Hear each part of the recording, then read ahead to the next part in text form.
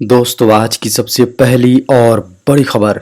झारखंड विधानसभा का मानसून सत्र अनिश्चितकाल के लिए स्थगित। झारखंड विधानसभा का मानसून सत्र अनिश्चितकाल के लिए स्थगित हो गया है। स्पीकर रविंद्रनाथ महतो ने कहा कि बार बार सदन की कार्यवाही में व्यवधान उत्पन्न हो रहा है। इसके कारण लोकतंत्र की मर्यादा और उसकी गरिमा को बचाए रखने के लिए सदन की कार्यवाही अनिश्चितकाल के लिए स्थगित किया जा रहा है। बता दें कि इस सत्र का अंतिम दिन शुक्रवार को था। बड़ी खबर है, गिरफ्तार विधायकों की सीबीआई जांच की याचिका खारिज। कलकत्ता हाईकोर्ट ने झारखंड कांग्रेस के 3 गिरफ्तार विधायकों द्वारा सीबीआई को जांच सौंपने की याचिका खारिज कर दी। अदालत ने इसके बजाय सीआईडी को निष्पक्ष तरीके से जांच जारी रखने की अनुमति दी है। झारखंड के 3 कांग्रेस विधायकों इरफान अंसारी, राजेश कच्छप और नमन बिक्सल कोंगाड़ी को 31 जुलाई को हावड़ा में उनकी एसयूवी से 49 लाख रुपए से अधिक नकद जब्त करने के बाद पश्चिम बंगाल पुलिस ने गिरफ्तार किया था। बड़ी खबर है, स्वच्छ विद्यालय पुरस्कार प्रतियोगिता में शामिल हुए झारखंड के 26 विद्यालय। राष्ट्रीय स्वच्छ विद्यालय पुरस्कार सरकार से स्वच्छ विद्यालय पुरस्कार प्रतियोगिता में शामिल स्कूलों में से 26 विद्यालयों का चयन राज्य स्तरीय पुरस्कार के लिए किया गया है। साथ ही इनकी अनुशंसा राष्ट्रीय पुरस्कार के लिए भारत सरकार को की है। इनमें से 20 शिक्षकों का चयन ओवरऑल श्रेणी और 6 का चयन सब कैटेगरी में किया गया है। स्कूली शिक्षा एवं साक्षरता विभाग के सचिव राजेश शर्मा ने संबंधित जिलों के उपायुक्तों को इसकी जानकारी देते हुए केंद्र स्तर पर होने वाले मूल्यांकन के लिए आवश्यक तैयारी करने के निर्देश जारी किए हैं। झारखंड में अब 10 करोड़ तक सड़क निर्माण की अनुशंसा कर सकेंगे विधायक। झारखंड में विधायक अब 10 करोड़ तक लागत वाली सड़क निर्माण की अनुशंसा कर सकेंगे। विधायकों की अनुशंसा पर मुख्यमंत्री सड़क योजना से सड़कों का निर्माण और सुदृढ़ीकरण का काम किया जा सकेगा। ग्रामीण सड़कों के मरम्मत कार्य की मांग विधायकों की ओर से बजट सत्र में किया गया था। यह राज्य संपोषित योजना है। मुख्यमंत्री ग्राम सड़क योजना के लिए वित्तीय वर्ष 2022-23 में 490 करोड़ रुपए का प्रावधान किया गया है। झारखंड विधानसभा का मानसून सत्र, बीजेपी के 4 विधायकों का निलंबन वापस। झारखंड विधानसभा के मानसून सत्र का गुरुवार को 5वां दिन था। सदन के बाहर बीजेपी विधायकों ने विरोध प्रदर्शन किया। इस दौरान वे गौ हत्या बंद करो और गौ तस्करों को संरक्षण देना बंद करो का बैनर हाथों में लिए हुए थे।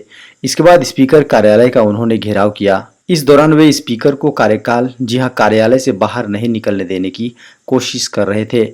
स्पीकर रविंद्रनाथ महतो ने बीजेपी के 4 विधायकों का निलंबन वापस ले लिया। बता दें कि झारखंड विधानसभा के मानसून सत्र के दौरान मंगलवार को सदन में सीएम हेमंत सोरेन के इस्तीफे की मांग को लेकर विपक्ष ने जबरदस्त हंगामा किया था। बड़ी खबर है, मंत्रालय व विभागों में 9 लाख से अधिक पद खाली। सरकार ने पदों को भरने के लिए अनुदेश किया जारी।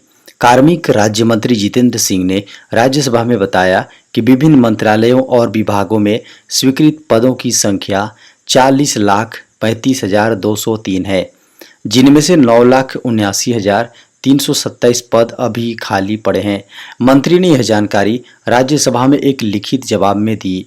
उन्होंने बताया कि केंद्र सरकार के विभिन्न मंत्रालयों और विभागों के अंतर्गत स्वीकृत पदों की कुल संख्या 40,35,203 है, जबकि इनमें पदस्थ कर्मियों की संख्या 30,55,876 है। उन्होंने आगे कहा कि केंद्र सरकार के मंत्रालयों और विभागों में 9,79,327 पद खाली पड़े हैं। हालांकि केंद्रीय मंत्री से जब पूछा गया कि इनमें अनुसूचित जाति, अनुसूचित जनजाति एवं पिछड़ा वर्ग के लोगों के लिए आरक्षित पद रिक्त हैं, तो उन्होंने कहा कि बैकलॉग आरक्षित रिक्तियों सहित रिक्तियों को भरने की प्रक्रिया है। झारखंड में मानसून हुआ कमजोर, 9 साल बाद सबसे कम हुई है बारिश। झारखंड में मानसून कमजोर पड़ गया है। 9 साल बाद झारखंड में मानसून के पहले 2 महीने कम बारिश हुई है, जिसके कारण से झारखंड में एक बार फिर सुखाड़ की स्थिति बन रही है।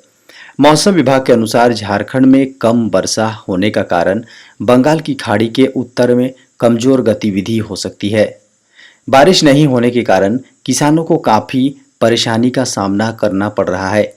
खेत में धान की फसल नहीं रोपी गई है। जुलाई के अंत तक 30% खेतों में रोपाई हो जाती थी, लेकिन इस बार केवल 10% खेतों में बिचड़ा लगा है। पानी की कमी के कारण वो भी सूख रहे हैं। किसानों की आर्थिक स्थिति खराब होती दिख रही है। झारखंड में निकली बम्पर भर्तियां। झारखंड स्टाफ सिलेक्शन कमीशन ने शिक्षकों के पदों पर बम्पर भर्तियां निकाली हैं। इस रिक्रूटमेंट ड्राइव के माध्यम से टीजीटी और पीजीटी के कुल 2855 पद भरे जाएंगे। वे कैंडिडेट्स जो इन पदों पर आवेदन करने के योग्य हों, वे एप्लीकेशन लिंक एक्टिव होने के बाद अप्लाई कर सकते हैं। इन पदों पर आवेदन अभी शुरू नहीं हुए हैं। आवेदन शुरू होंगे 25 अगस्त 2022 से और इन पदों पर अप्लाई करने की अंतिम तिथि 23 सितंबर 2022 है। झारखंड कर्मचारी चयन आयोग यानी जेएसएससी ने इन पदों पर आवेदन करने के लिए कैंडिडेट्स को जेएसएससी की आधिकारिक वेबसाइट पर जाना होगा। 31 अक्टूबर तक नामांकन रद्द कराने पर विश्वविद्यालय देगा पूरी फीस। यूजीसी ने फीस रिफंड पॉलिसी 2022-23 लागू कर दिया है। इसके तहत सभी विश्वविद्यालय को पत्र भेजकर इसे आवश्यक रूप से लागू करने का निर्देश दिया गया है। यूजीसी के सचिव प्रो रजनीश जैन ने कहा है कि आयोग ने उच्च शिक्षण संस्थानों से सीबीएसई द्वारा 12वीं कक्षा के परिणाम की घोषणा के बाद स्नातक प्रवेश प्रक्रिया की अंतिम तिथि तय करने का अनुरोध किया है, ताकि ऐसे छात्रों को स्नातक पाठ्यक्रमों में प्रवेश के लिए पर्याप्त समय मिल सके।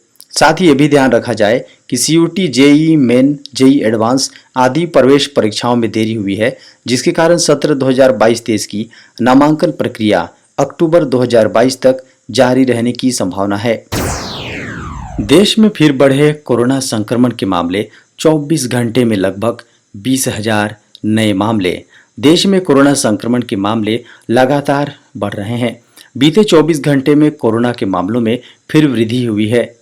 स्वास्थ्य मंत्रालय ने देश में कोरोना की स्थिति को लेकर अपडेट जारी किया है। मंत्रालय के अनुसार भारत में कोरोना वायरस के 19,893 नए मामले सामने आए हैं।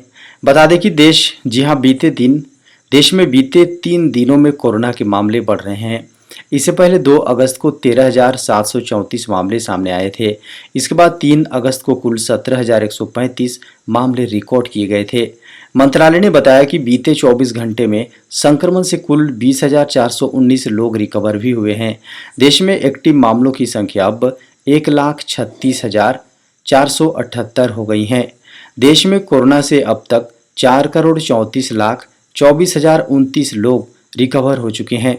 इसके अलावा कुल 5,26,530 मरीजों की जान जा चुकी है। देश में अभी सक्रिय मामलों की कुल संख्या 0.3% है।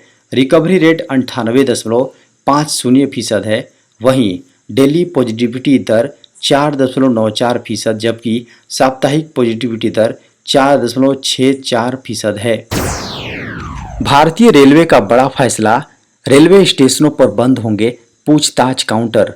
अगर आप भी रेल में से सफर करते हैं तो आपके लिए खबर जरूरी है। अब आपको स्टेशन पर इंक्वायरी काउंटर नहीं मिलेंगे। अब आप आगे से जब भी रेलवे स्टेशन जाएंगे तब आपको पूछताछ काउंटर ही नहीं मिलेगा।